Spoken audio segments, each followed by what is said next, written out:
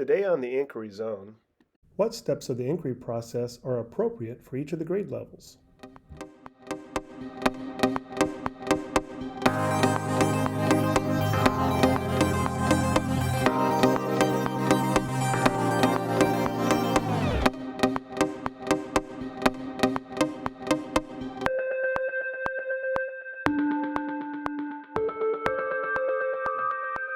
Hello, everybody. Welcome to the Inquiry Zone.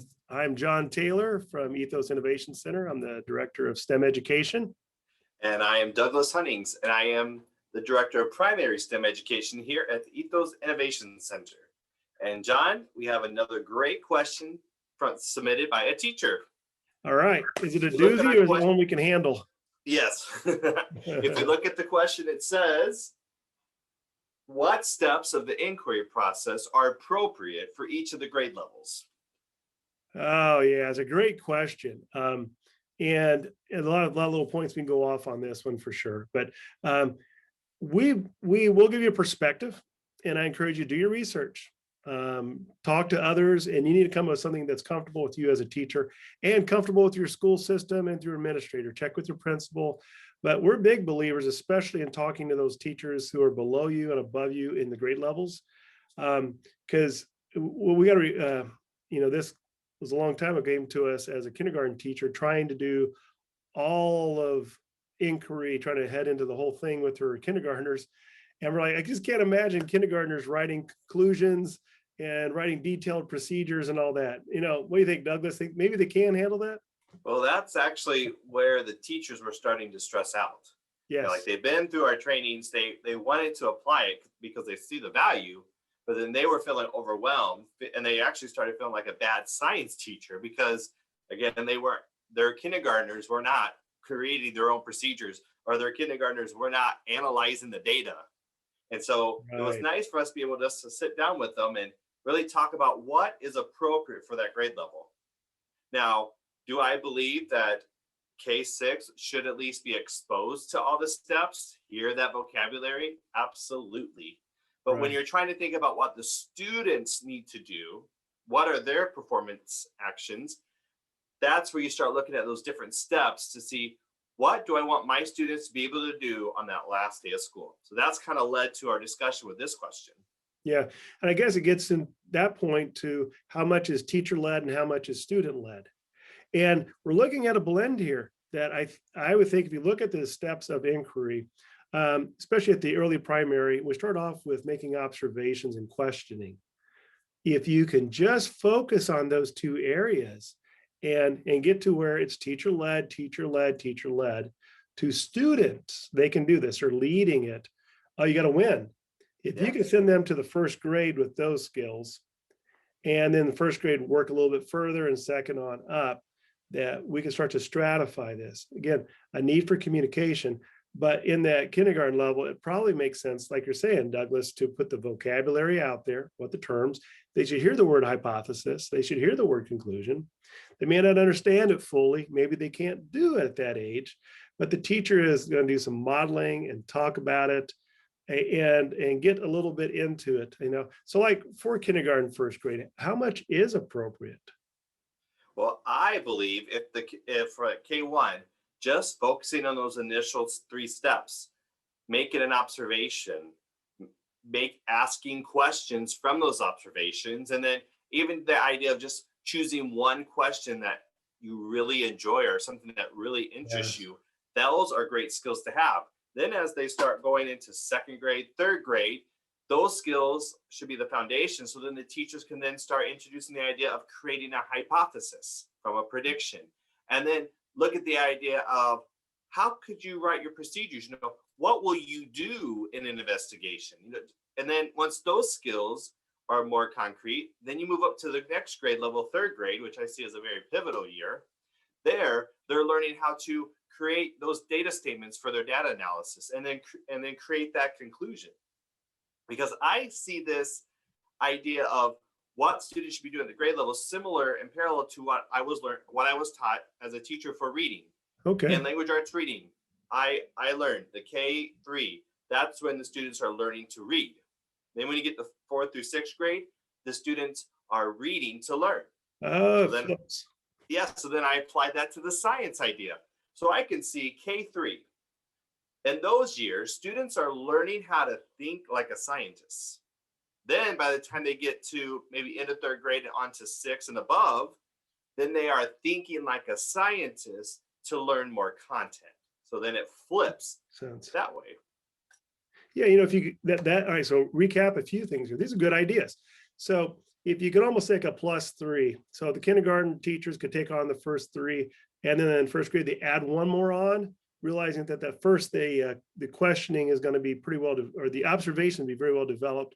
In the second grade, the questioning well developed, and they just take it a little further, a little further. By the time you get to those middle grades, you would have covered the inquiry process as far as the students actually have done it. I was saying that's right. And that's where we need to remember as educators, it's what the students are doing. They've heard it, they've been exposed every single year, but what can they do to be considered proficient? You've got the beginning, you got the emerging, and you got the proficient. Well, by third grade, they should be proficient in those steps. Younger grades, they may not be proficient, and that's okay because it's a learning process. When I think of vocabulary development, the research has shown students need to learn and see the words at least 7 different times in 7 different ways. I think that's the same way for the inquiry process. They need to see it multiple times and in many different locations, in different classrooms, in different places. And then it will start to become more concrete up here, and they'll understand those steps and be able to apply them even more. Oh, that makes so much sense. And plus, at this point, as a teacher, I mean, you should feel some relief. Whew, you can take something off your plate. And if you want to take a lot off your plate and be very efficient and effective with your students, again, it comes back to communication. As a second grade teacher, I better be talking to my first grade and kindergarten teachers and make sure they're doing this with me, that as we're coming up through, and then what I'm handing off, the upper grade teachers are understanding what's coming to them.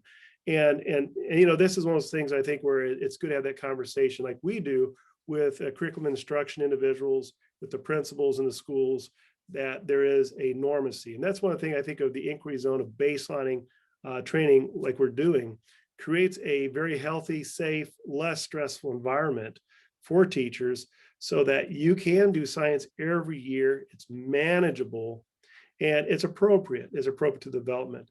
I love that idea of them using the tools of scientists to do science that they've learned in those early grades, because that transition phase is so cool what the kids can do.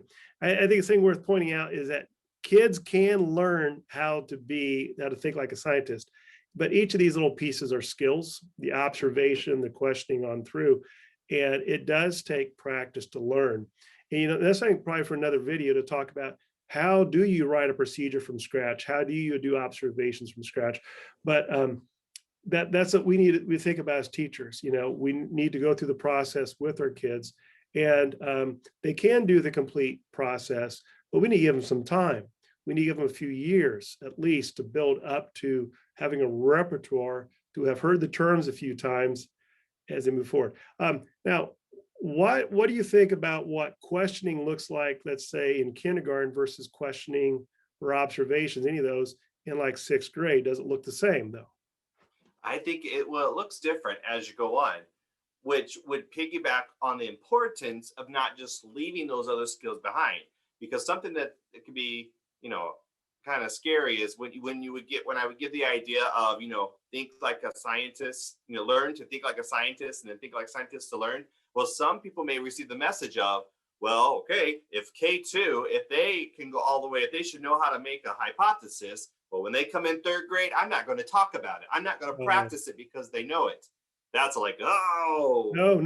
We don't want that stuff, because I think with upper grades, they may start thinking that, oh, they know how to do observations, so we're going to skip right into another step. And that's where we can cause those children to actually go backwards in their thinking like scientists, because if you don't practice the skills, you lose them, just like in anything you do. Sure.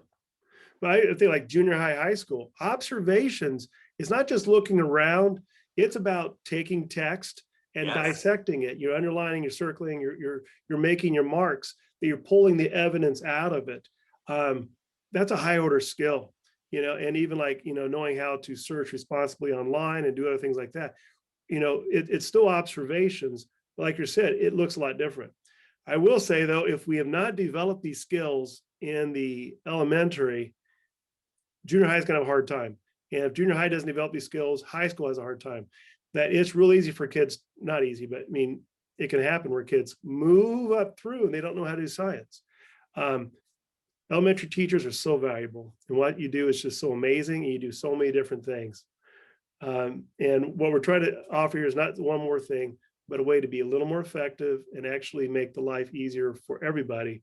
That by doing what is you can do, what is manageable, allowing you to do that, we can really build the whole program within a district and make sure that our kids feel comfortable as you feel with doing science.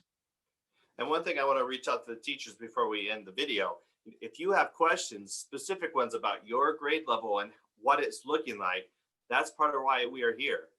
Reach out, send an email. We would be happy to talk on an individual basis, because just like all students are not the same, not every second grade classroom is going to look the same with the inquiry process. So we have to look at an individual basis, see how we can help you.